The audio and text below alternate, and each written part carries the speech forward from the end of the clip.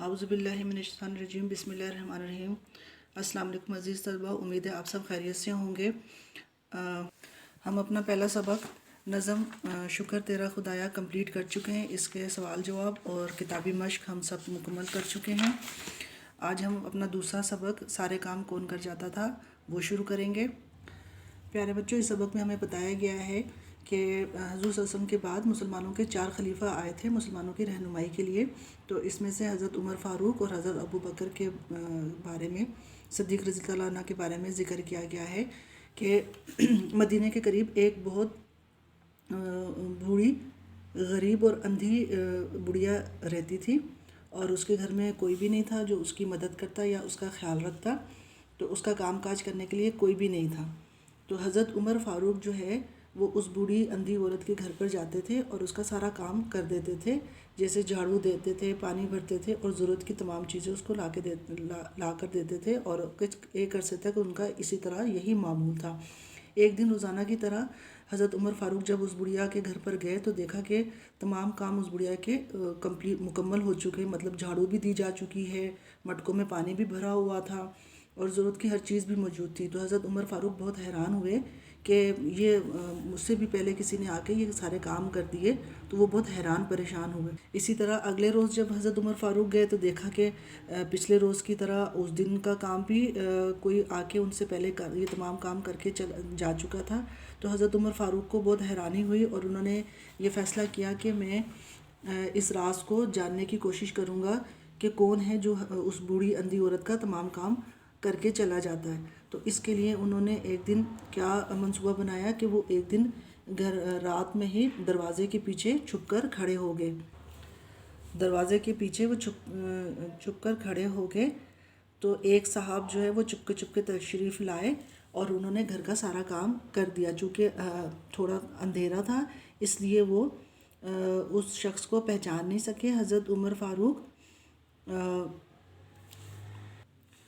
وہ پہچان نہیں سکے۔ تو جب وہ صاحب کام کر کے اپنا سارا کام مکمل کرتے کرتے جب اس دروازے کے پاس پہنچے جہاں پر حضرت عمر فاروق چھپے ہوئے تھے، تو حضرت عمر فاروق یہ دیکھ کر حیران رہ گئے کہ وہ کوئی اور نہیں، اس وقت کے خلیفہ حضرت ابو بکر صدیق تھے۔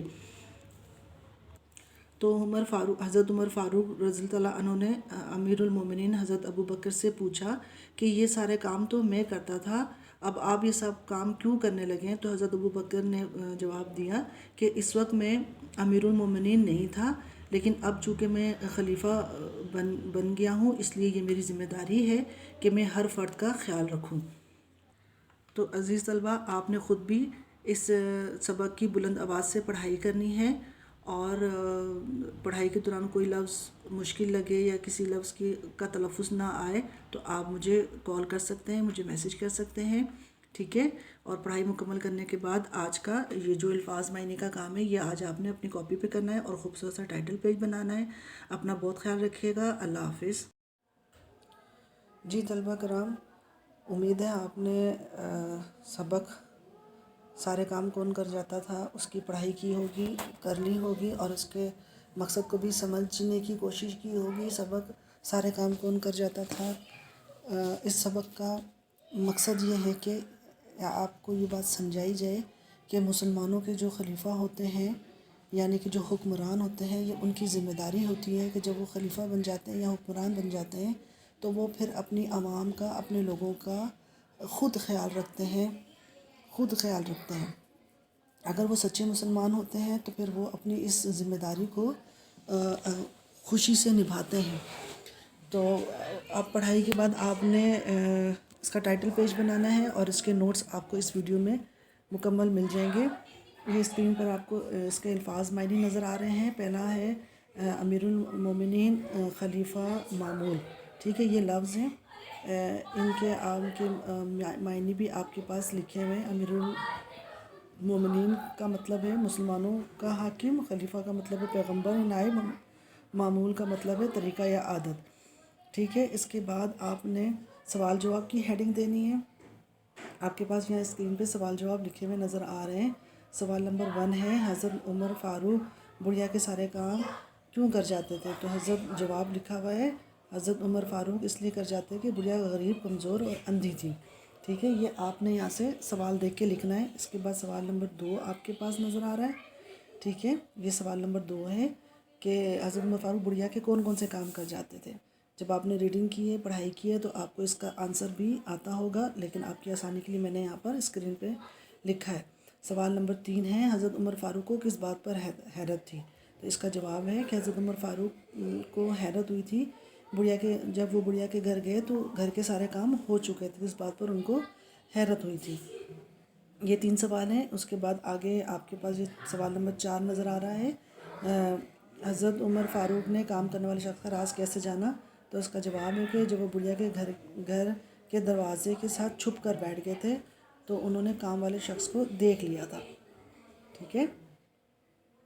اس کے بعد ہے سوال نمبر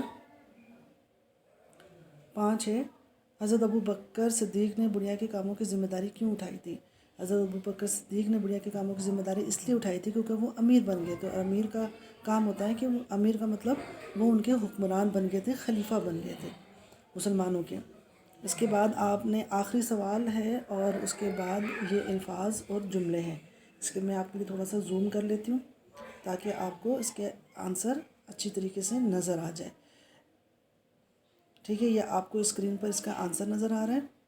اس کے بعد آپ نے سرگرمی الفاظ جملے یہ لکھنی ہے، اور 5 یہ جملے ہیں، یہ آپ کے پاس اسکرین پر نظر آ رہے ہیں۔ تھوڑا زوم کرتی ہوں تاکہ آپ کو آسانی سے نظر آ جائے، ٹھیک ہے۔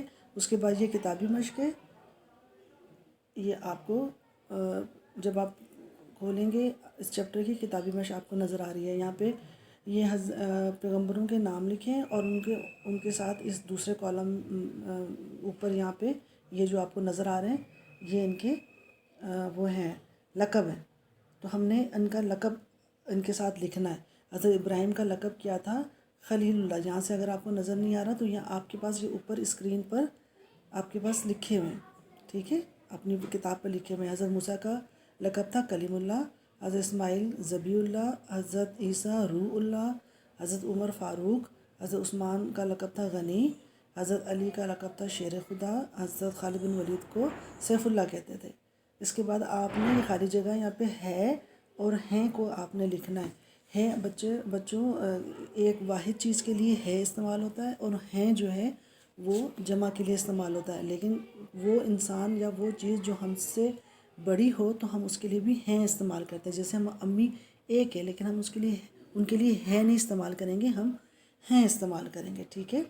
تو یہ آپ کے پاس خالی جگہ بھی فل ہوئی ہے۔ اگلا پیج آپ دیکھیں، یہاں پہ اسی طرح آپ نے تھی اور تھیں کے بارے میں بتانا ہے۔